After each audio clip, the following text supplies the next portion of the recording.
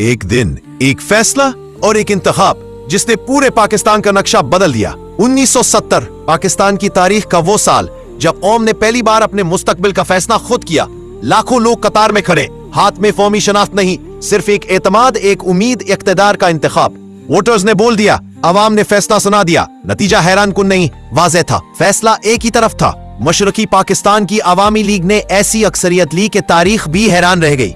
160 में से 160 अक्सरियत, मुकम्मल अक्सरियत। लेकिन अक्सरियत जीतने के बावजूद इख्तिदार हाथ में ना आया। फैसला अवाम ने दिया मगर तहरीर ताकत वालों ने लिखी।